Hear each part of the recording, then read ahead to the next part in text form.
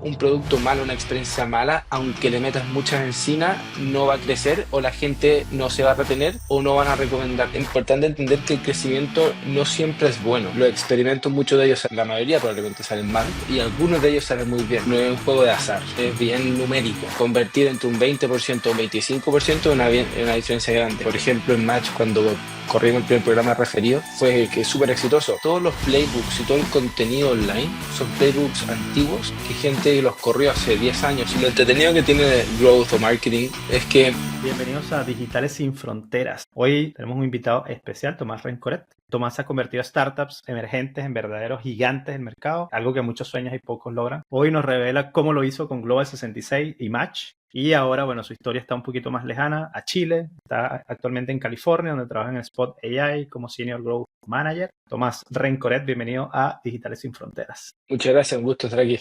Empecemos por algo que tú ya lo decretas en tu LinkedIn, que es que growth no es un hack. ¿Por qué dices esto? Lo que pasa es que generalmente pienso que la gente trata de como cut corners y un poco ahí de encontrar la cosa que los va a hacer exitoso, como cuál es el hack en el fondo que va a transformar el growth de la empresa.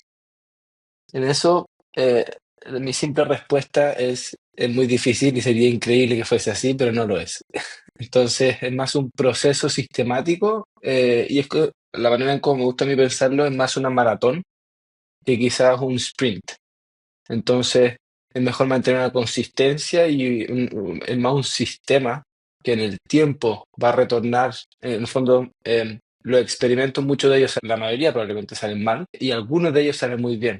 Entonces, el promedio al final va a ser positivo, pero sí hay que esperar en el fondo que es una iteración constante. Ahí, Tomás, ¿nos puedes contar de tu visión de qué es growth y cómo esto se alinea a lo que me estáis mencionando que no es un hack? Sí, yo creo que es una buena pregunta. ¿Y qué significa growth al final?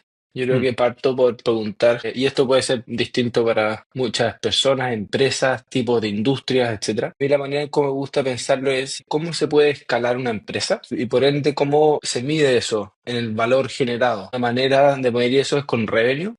Entonces al final es más cómo poder crecer una empresa que se traduce generalmente a crecer el revenue de la empresa.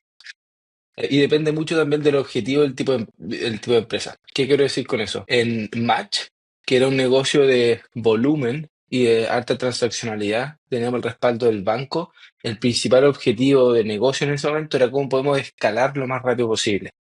En comparación con Global, por ejemplo, Global era la escala es distinto, no tenía el soporte del banco por atrás, por ende el playing field es muy distinto.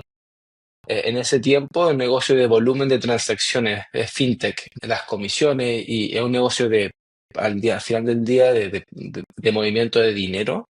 Entonces, los unit economics de ese negocio tienen que hacer sentido si no, en el fondo pierdes plata. Eso igual es claramente true como verdadero para muchos negocios, pero específicamente el fintech afecta mucho la última línea. En eso, en Match, nuestro objetivo era, como comentaba, crecer usuario y usuario activo. Entonces partimos por usuario, luego usuario activo y luego empezar a retención, cosa de poder maximizar esos usuarios activos. Lo que nos pasó en Global es que al principio también estábamos enfocados en usuario activo, pero el problema es que el equipo de operaciones y finanzas te dice, oye, increíble tus millones de usuarios activos y transacciones pequeñas que no nos generan un problema operacional y no aumentan mucho el volumen de ventas. Entonces ahí al final terminamos cambiando el objetivo al volumen de ventas porque mejor alineaba los incentivos de los distintos equipos. ¿Qué quiere decir eso? Que empezamos a priorizar cierto tipo de perfiles de clientes que tenían un deal promedio más grande. Por ende, eso alineó los incentivos de estos equipos. Y eso, al final, si lo pienso, dependiendo cuál es el objetivo de negocio, luego rompe ese problema grande en múltiples problemas pequeños, generalmente eso se llama como funnel o distintas etapas del proceso, y luego entender cuáles son los distintos cuellos de botellas en cada parte del proceso y por ende dónde voy a tener el mayor retorno de mi inversión en tiempo, si lo pienso de esa manera. Ahí, todo esto y toda la carrera que lo pueden ver en su LinkedIn, ha sido una carrera bastante amplia desde, desde que estuviste en Match hasta hoy. Bueno, estás en otro país, con otro tipo de industria, otro rubro. todo lo Y que, otro lo que idioma, otro porque idioma. sí, estáis todo el día en inglés. Y una escala de mercado muy distinta también. El mercado chileno es bien distinto al mercado americano. Y la velocidad en la que se mueve, por ejemplo, en B2B contra B2C, hay muchas cosas distintas que un mercado grande te lo permite. Ya vamos a profundizar en eso, así que tranquilo. Ahí tenemos varias preguntas. Pero lo que quería llevar, y también para que la gente que nos escucha pueda entender y pueda buscar, ¿dónde has ido tú aprendiendo todo esto? ¿Cómo te ha tocado a ti aprender todo este camino y llegar hasta donde estás ahorita? Es una buena pregunta. He aprendido haciendo primero. Y eso es como lo más importante y ser bien autorreflexivo en aprender, diría. Cada vez que corremos un experimento que falla, entender por qué pasó eso. Cada vez que tomamos una decisión, podemos evaluar esa decisión y luego de que pasó, podemos decir, ok, hacer una retro de esa decisión, fue buena, fue mala, y constantemente ir aprendiendo. Lugares donde he aprendido también súper harto, Reforge tiene grandes programas, más enfocados en B2C que B2B. Lo que pasa también que es interesante, hay que entender que todos los playbooks y todo el contenido online que dependen de las áreas, pero generalmente son playbooks antiguos que gente los corrió hace 10 años, 5 años, que luego ahora se hicieron famosos publicando ese contenido. Entonces, contenido que consumes hoy día generalmente está outdated o las tácticas son distintas. Entonces, ahí lo más importante es más que quedarse con la táctica misma, entender cuál fue la estrategia detrás de eso, porque eso te diría que perdura en el tiempo versus que una táctica particular. Y a lo que me refiero con eso también es que el contexto del mercado cambia mucho también, por cada producto, etcétera. Por ejemplo, en Match, cuando corrimos el primer programa referido, fue que es súper exitoso. En ese tiempo, quizá en Chile, no habían habido programas referidos a esa escala tan exitosos. En Estados Unidos ya venían de vuelta, entonces el costo Claro. de adquirir a cada usuario, lo que significa era mucho más alto, era un canal que estaba saturado versus que en Chile. Hoy día volver a correr ese programa de referidos sería muy distinto a lo que fue hace 5 años o más. Ahí sí, si nos transportamos a Global o a Match, ¿cuál fue ese aha moment que tú hiciste clic y dijiste, lo que realmente estoy haciendo funciona, lo que hago tiene un valor y no es un hack? Cómo me gusta ver eso a mí es cómo está creciendo la métrica que está tratando de impactar. Entonces, súper simple, lo entretenido que tiene growth o marketing es que el feedback loop es muy rápido.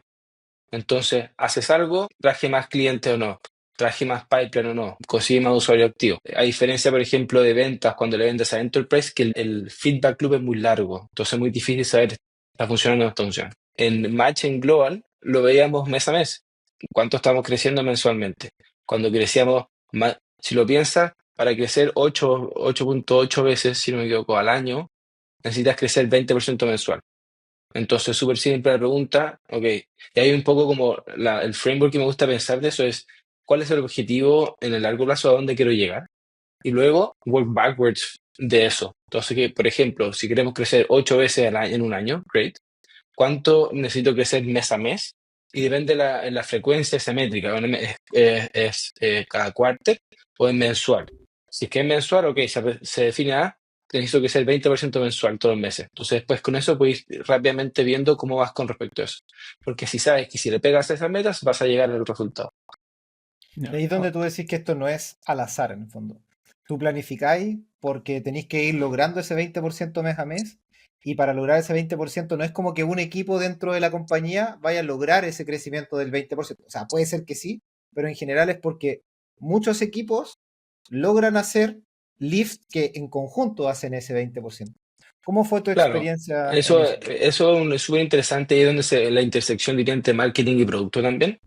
Porque si bien, y un poco como, y en B2B esto es un poquito más claro, diría, en los distintos productos y líneas de producto. Si lo piensas de una manera, es marketing está que yo voy a simplificarlo, no es tan simple, pero en fin. Eh, si tengo un producto, tengo que estar creciendo 20%, te puedes enfocar en crecer ese producto. Luego producto, que está un paso más atrás, dice, ok, luego con esa proyección, ¿qué otro tipo de mercados adyacentes o nuevos mercados tengo que adquirir? Por ende, voy a construir un producto hoy día que se va a demorar X tiempo, que luego van a poder partir creciendo. Entonces hay una planificación por equipo y una planificación a nivel de empresa o estrategia a nivel de empresa, que requiere construcción de nuevos productos. No sé si eso se entiende, porque al final es la suma de esas distintas líneas de negocio. Me imagino que tú decís, si es que no está clara la estrategia de la compañía de largo plazo, no está claro ese objetivo como grande, y hay un liderazgo que efectivamente logre llevar eso a proyectos específicos por área, y que vayan orientados a este objetivo de ir creciendo, estos 20% que se acumulan en el tiempo, es muy difícil lograr esto. Y por eso que es importante que sea sistemático. Exacto. ¿Y qué significa sistemático también? Otra manera de decirlo, no es un juego de azar, es bien numérico. Entonces, ¿qué significa eso? Tengo un modelo de Excel que hace un forecast por mes, por quarter, por año de revenue y por ende sabes qué cierta capacidad o mercado tiene cada producto. Por ende hay una estrategia a nivel de empresa para llegar a ciertos niveles de revenue y luego eso puedes hacer subestrategia para cada canal o cada challenge en particular. Al final yo vivo en Google Sheets y en modelos porque voy constantemente comparando cuál era nuestro forecast, cuál era la meta, cómo vamos con respecto a eso, y luego el funnel. Tratar de simplificar el funnel en los principales como eventos en B2B es más fácil que en B2B.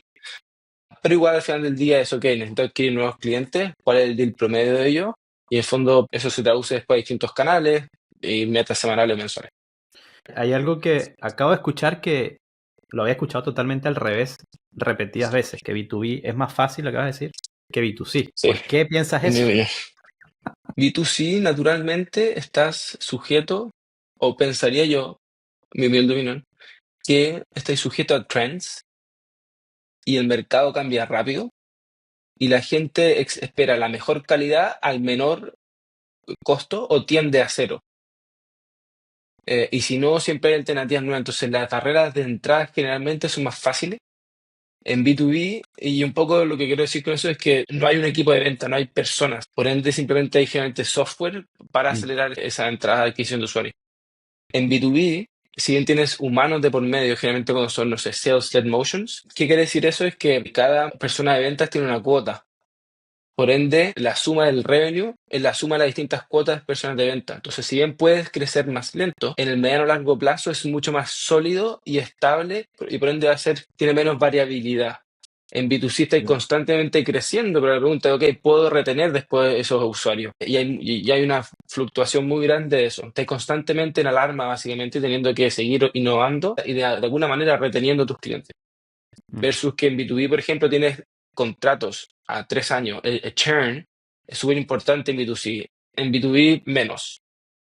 Es como que el costo de cambio al final es más alto en B2B, entonces si el costo de cambio es más alto, es más probable que retengáis al cliente, ¿una cosa así?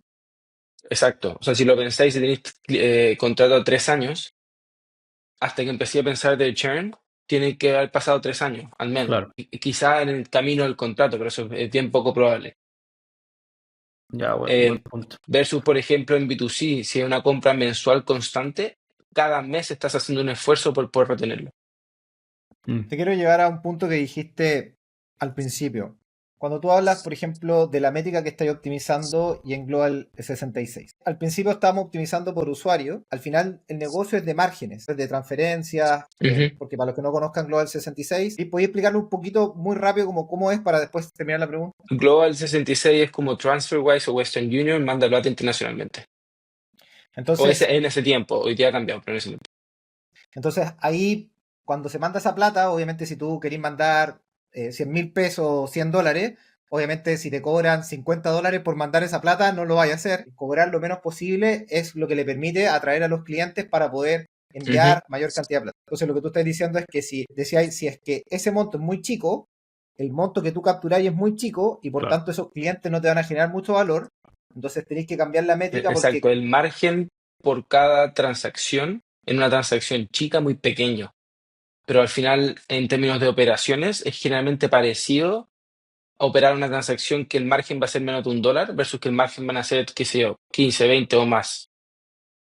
Entonces ahí es donde tú decías que el usuario que tú captas es muy relevante porque si el usuario tiene este mayor ticket, captas en volumen, captas más, independiente que incluso el porcentaje sea más chico, pero con eso aumentas el valor del cliente en el tiempo y eso te permite activar o hacer que funcionen ciertas estrategias de adquisición, como que se paguen. Claro, y si no hay otros, como importante entender que el crecimiento no siempre es bueno.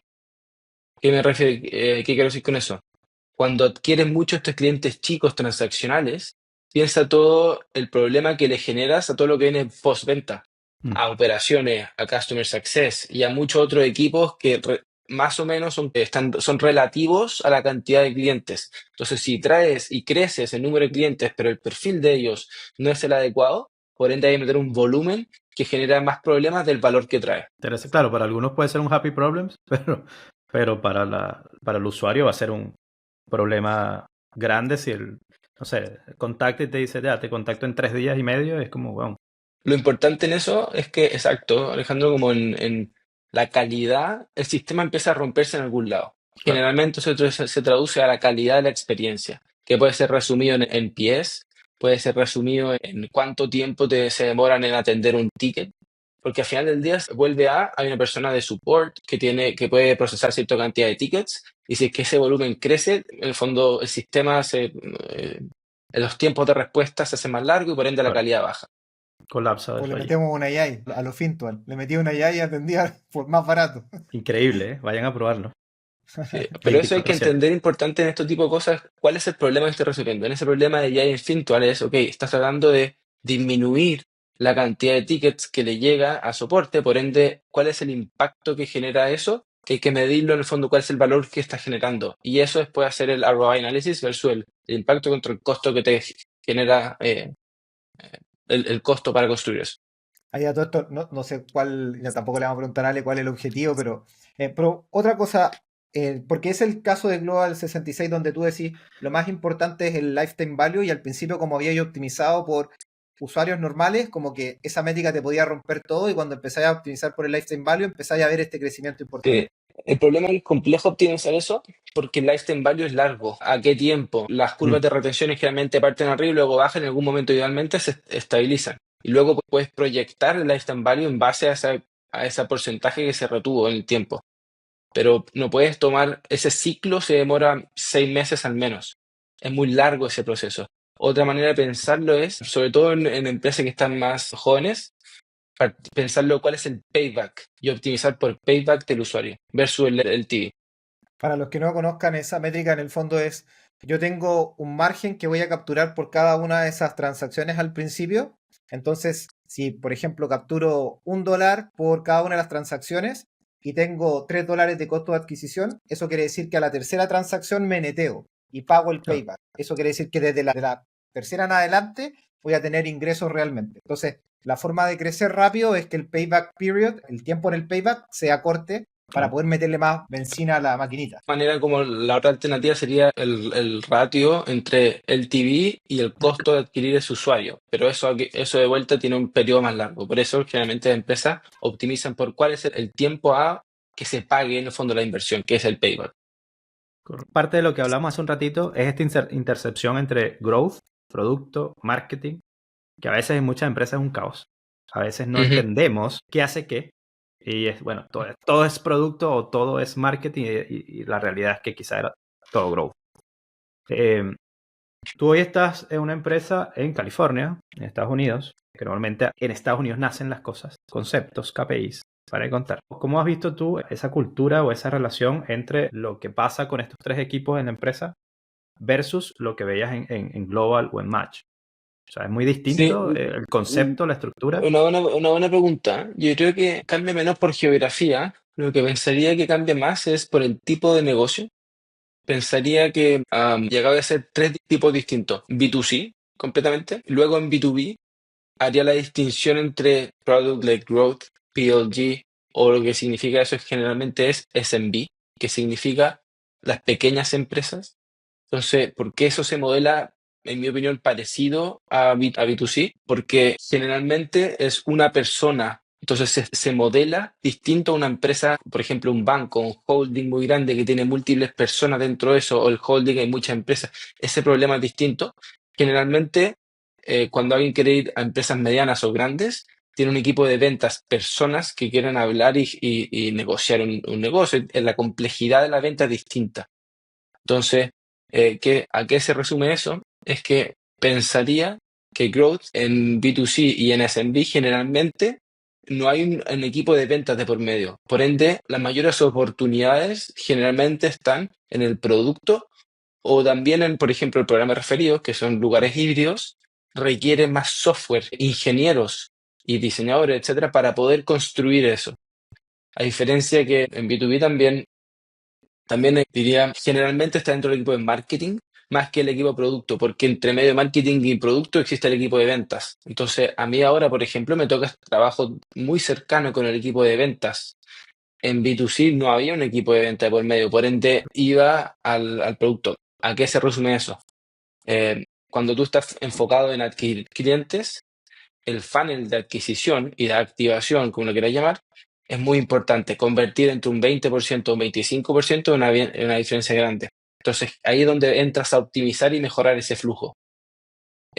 Hoy día, en B2B, en el fondo hay distintas maneras de hacerlo, pero una de ellas más tradicional es generar leads. Luego esos leads hay alguien que los llama para buscar una reunión y luego en la reunión una persona de venta hace una demo y luego eso trabaja un negocio. Entonces, no hay un autoservicio, que eso ya es más en software. No sé si se entiende la diferencia entre ambos mundos.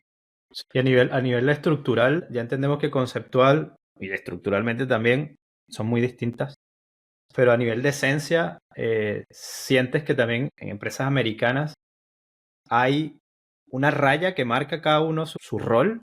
Porque, por ejemplo, normalmente cuando uno está en startups, puta, tratas de hacer muchas cosas, de aprender muchas cosas y de rodearte con el equipo de producto, el equipo de marketing, el equipo de growth y operaciones. Pero ¿sientes que eso en Latinoamérica es un factor común o también puede pasar en Silicon Valley? Yo creo que siempre pasa también una colaboración con todos los distintos equipos, pero ¿Ya? con algunos colaboran más que en otros. De vuelta, con ventas colaboro mucho con el equipo de Product Marketing, colaboro mucho con el equipo de producto. La frecuencia es menor y con otro equipo me toca colaborar menos. Lo que siento y que pasa es que depende del problema que está resolviendo. Entonces, por ejemplo, en B2C, que generalmente el equipo de growth está dentro del equipo de producto, o te diría que ahí separaría el equipo de growth, y más como por el perfil de las personas. Alguien que corre, que es seco para digital marketing, generalmente no tiene es bueno para eso, menos para como growth product, que es otra manera de separarlo. ¿Que eso qué significa? Es una célula muy parecida a producto, multidisciplinaria, con ingenieros, con un PM, con diseñadores, qué sé yo. Y ellos están trabajando en la aplicación, entonces están mucho más cerca al código, al software. Ellos no son buenos para poder correr ads y viceversa. Entonces, esos equipos, y después la otra rama es como brand y product marketing y otras cosas. Estos dos equipos pensaría que están más cercanos a marketing más, o que deberían ir en marketing. Luego, el equipo de growth product que está optimizando dentro del producto se debería estar más cercano a producto. Lo mismo después en B2B, el split es más claro. Todo eso va dentro de marketing y también existen estos subequipos.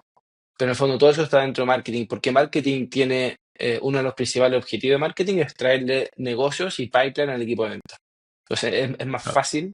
eh, no hay un software no está dentro del producto. Una vez que cierran un deal, luego le dan acceso al producto.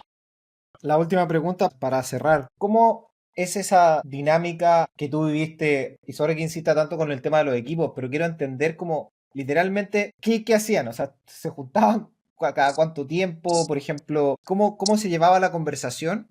O de repente cambiando, la pregunta es, si no existiera esta visión desde arriba de qué hacer, digamos, o qué problema ir resolviendo, cuál es el desafío del momento, ¿cómo se alinean estas personas?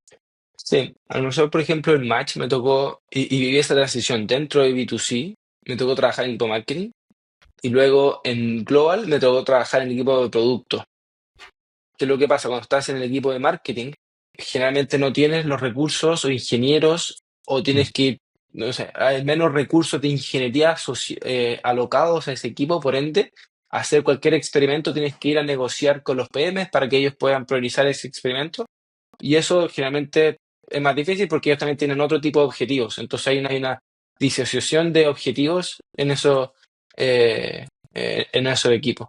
En comparación, cuando después me fui a producto, y mi objetivo era súper claro, cuál es el funnel en trabajar en el problema de activación y luego en activar y en adquirir.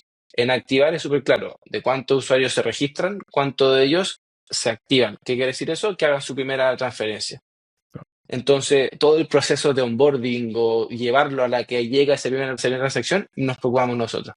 Luego de eso teníamos el programa referido. Entonces, ese programa necesariamente tiene que ser construido en software que estás pagando premios. Entonces, es un poquito más sensible y también puede hacer cosas muy interesantes como ir regulando el tamaño del premio dependiendo del tipo de cliente. Entonces ahí puedes hacer cosas muy interesantes a escala y eso un poco amplifica el crecimiento. Quiero volver a un punto, Fios, que no había mencionado antes, en Match y en Global. Y esto sería cómo enfrentaría también el problema no solamente esos dos, pero en general en B2C, es al final del día estás proveyendo un producto, la calidad del producto y la experiencia es muy importante.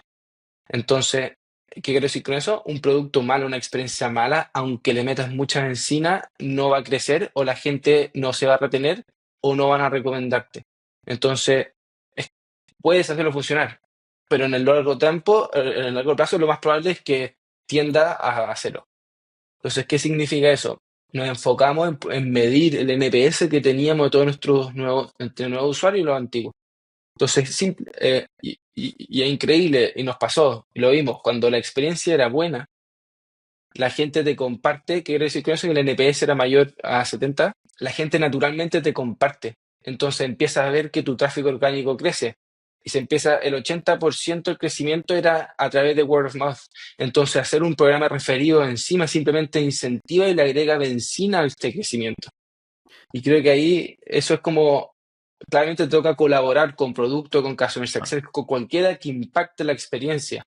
Y juntos todos reman por mantener ese NPS alto, que por ende nos va a dar un crecimiento compound de Sostenido. crecimiento. Exacto. Claro. Luego lo de Match, que eso empezó a cambiar, o realmente fue en mucho tiempo, no sé, 18 meses, 2 años, que se vio como el crecimiento más Te diría que lineal. lo veíamos, o sea, tengo 2 puntos ahí. En Match es súper importante el NPS y toda la nueva experiencia. ¿Qué quiere decir eso? Nos terminamos metiendo, o sea, colaborando con el equipo producto y simplificando la experiencia de producto en el design system. Fuimos a lo más fundamental de cuando hay una pantalla hay 2 botones, no hay 10 botones. Mm. Con eso hace que todo sea más simple, la experiencia sea mejor, los colores, la marca, hicimos todo un cambio importante y que luego vimos cómo eso iba cambiando el NPS. Y eso es lo más bonito. Entonces, esos cambios son muy rápidos, donde sabes que si es que tienes un NPS grande, naturalmente eso va a traer mayor y mejor crecimiento. Después en Global, lo que nos dimos cuenta también es que en Global, en el fondo, como tienes que mandar plata, eso se considera una ruta. O sea, hay un origen de donde mandas la plata y un destino donde llegas a la plata. Cada ruta tiene distintos precios. Mandar plata de un lado es distinto que en reverso. Que la vuelta. Entonces, si lo piensas por ruta, nosotros en las rutas que estábamos más del 50% más barato que la competencia, crecíamos 20% mensual todos los meses. Entonces, al final, teníamos de vuelta un Excel con todas las rutas, cuál era nuestro precio, cuál era el precio de los top competidores, y luego sabíamos que podíamos ir ajustando el precio y con eso íbamos a empujar el crecimiento. Eso era una de las maneras que también lo monitoreamos muy bien. Buenísimo. Así que ya saben, esto es ingeniería de detalle, no es cositas por encima nomás. Y en eso diría como Google Sheets es una maravilla, porque puedes integrar muchas cosas sobre Google Sheets o para adentro y hacia afuera. Tiene también scripts que puedes correr. Entonces, al final del día es como un backend que lo tienes montado sobre una base de datos que es tu Google Sheets y es súper poderoso, en fin, porque también te permite hacer análisis mucho más rápido y más fácil. Bonito. Excelente. Herramienta favorita, entonces. Completamente. ¿Y startup favorita? ¿Y por qué Fintual? No, mentira. No, a Fintal le tengo mucho respeto, han hecho las cosas bien. Muy Me bien. gustaría verlo seguir creciendo. Creo que para cerrar mi último punto que se me olvidó mencionar antes, en la diferencia entre B2C y B2B, B2B claramente estoy un poquito más biased porque estoy trabajando en B2B, pero pienso y me encantaría que la percepción cambie. Pero en B2C generalmente la gente se tiende a enamorar de su producto más que de los clientes, porque los números es mucho más un volumen, por ende los clientes a escala pasan a ser números más que como alguien específico. Entonces, y depende del producto que estás vendiendo, pero generalmente en productos transaccionales con alto volumen pasan a ser como muchos números, versus que en B2B hay clientes específicos, gente que básicamente no es tu producto, es su problema, su budget, y quieren ellos contratar al mejor postor para resolver su problema. Y por ende, producto quien sea, construye en favor a qué es lo que vende y para el equipo de ventas. Creo que eso es importante mantener esa distinción. Y me encantaría que B2C también cambie más el concepto de revenue y realmente hay que es lo que alinear los incentivos con la empresa, más que enamorarse porque tengo muchos usuarios activos. Con esto cerremos hoy día la conversa. Tomás, muchísimas gracias por estar con nosotros compartiendo. Yo creo que y yo y Ale quedamos con gusto a poco. Si en algún momento te podemos sacar un ratito, oye, por favor. Sí, feliz.